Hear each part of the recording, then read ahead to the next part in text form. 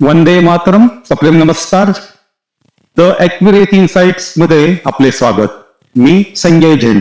मित्रांनो, आपला भारत 2047 पर्यंत एक विकसित भारत बनण्याचे स्वप्न पाहत आहे.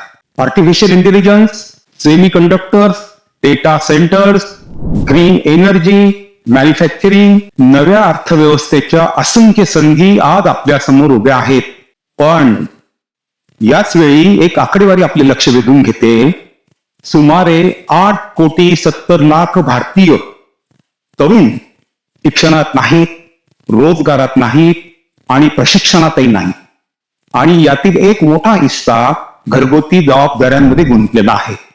म्हणजे प्रश्न फक्त बेरोजगारीचा नाही, प्रश्न आहे भारताच्या मानवी भांडवलात. नीती आयोगाच्या नुकत्याच प्रकाशित झालेल्या रे-इमेजिंग इलिंग फॉर विकसित भारत ॲट 2047 या अहवालाने या प्रश्नाकडे लक्ष वेधले आहे. चला तर मग आज आपण या विषयावर सविस्तर चर्चा करूया. 8,70,00,000 भारतीय म्हणजे नेमके कोण? सर्वप्रथम एक महत्वाची गोष्ट समजून घेऊ.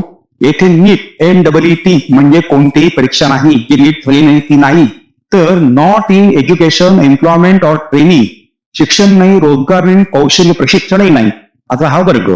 नीती आयोगाच्या मते हा वर्ग प्रामुख्याने 15 ते 29 वर्ष वयोगटातील तरुणांचा आहे आणि हा आकडा जवळपास 9 कोटींच्या घरात जाणार. हा डेटा 2021 मधील नॅशनल सॅम्पल सर्व्हेच्या 78व्या फेरीवर आधारित आहे. आता येथे एक गैरसमज दूर करणे आवश्यक आहे.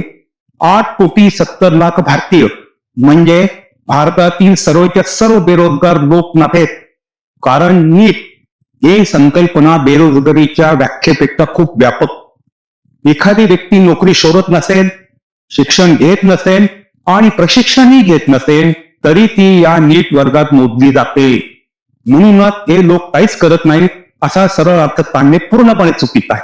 उलट काय आहे, घरातील स्वयंपाक, लहान मुलांची देखभाल, वृद्धांची काळजी, घराची संपूर्ण व्यवस्था, ही सगळी कामे प्रत्यक्षात मोठ्या प्रमाणात केली जातात. पण या कामांना बाजारपेठेतील रोजगाराचे थेट स्वरूप नसल्यामुळे ती पेड एम्प्लॉयमेंट म्हणून दिसत नाही. विशेषतः महिलांच्या बाबतीत हा प्रश्न अधिक गुंतागुंतीचा आणि गंभीर आहे. म्हणूनच अचूक शब्दरचना अशी असायला हवी.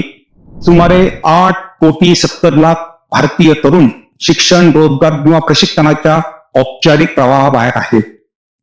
नीती आयोगाच्या अहवालानुसार 2024 साठी भारताची एकूण लोकसंख्या सुमारे 145 कोटी गृहीत धरली आहे.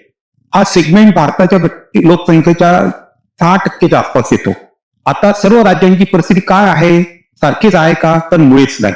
बिहार, ओडिशा, पश्चिम बंगाल, उत्तर प्रदेश, आसाम यासारख्या राज्यांमध्ये युवकांना शिक्षणातून थेट रोजगाराकडे नेण्याचे आव्हान तुलनेने मोठे आहे. तर महाराष्ट्र, तामिळनाडू, कर्नाटक, केरळ, तेलंगणा यासारख्या राज्यांमध्ये परिस्थिती तुलनेने बरी असली तरी आव्हान संपूर्णपणे संपलेले नाही. यावर नीती आयोगाने नेमका काय उपाय सुचवला आहे? हा आव्हान केवळ समस्या मांडत नाही, तर एक नवीन कौशल्य व्यवस्थेचा आराखडा देतो. यामागे 3 मूलभूत विचार दिलेले आहेत.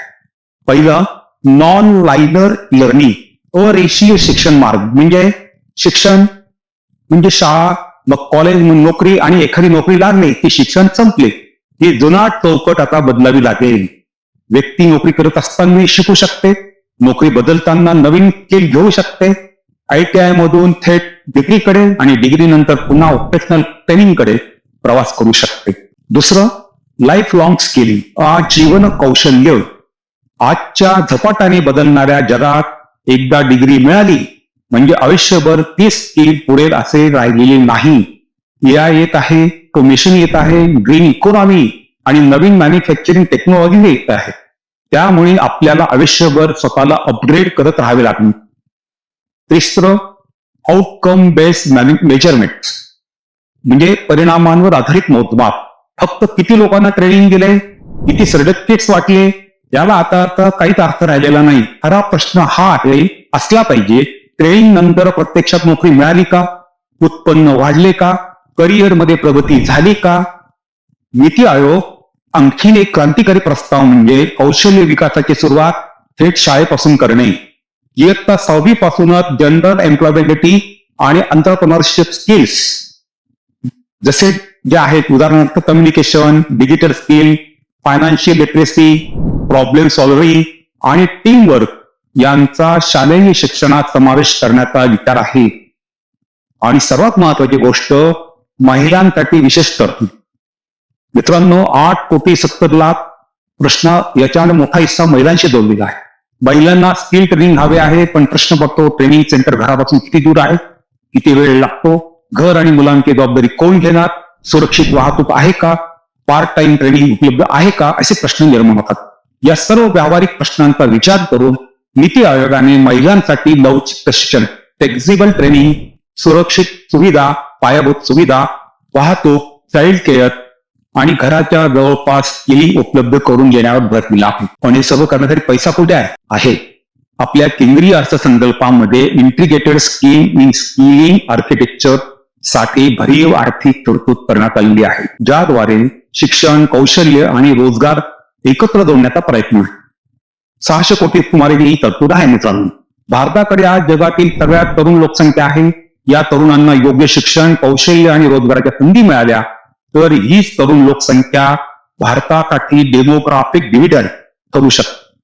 पण जर कौशल्य आणि संधी यातील अंतर भरून काढले नाही तर हीच लोकसंख्या आपली ताकद न राहता एक मोठे आव्हान बनू शकते, समस्या बनू शकते. म्हणूनच नीती आयोगाचा हा अहवाल केवळ चिंता व्यक्त करणारा कागद नाहीये, तो तसा मांडला गेला तर तो एक नवीन मार्ग दाखवणारा नकाशा आहे. संपूर्ण चर्चेतील सर्वात महत्वाचे वाक्य हेच आहे मित्रांनो, भारताला केवळ अधिक रोजगार नव्हे तर अधिक रोजगारक्षम नागरिक तयार करावे लागतील. या तरुणांना योग्य मार्गदर्शन ही संधी मिळाली तर आजचे नीट NEET युथ उद्याचे उद्योजक आणि इन्व्हेंटर्स बनू शकतात. 2047च्या विकसित भारताची खरी ताकद GDPच्या आकडेवारीमध्ये नव्हे तर या मानवी क्षमतेला योग्य न्याय देण्यात असेल. मित्रांनो, हा व्हिडिओ तुम्हाला कसा वाटेल हे कमेंट्स मध्ये नक्की सांगा. माहिती महत्वाची वाटली असेल तर लाईक करा, जास्तीत जास्त लोकांपर्यंत हा व्हिडिओ शेअर करा आणि आठवणीने आपले हे चॅनल जे आहे ते सबस्क्राईब. जय हिंद.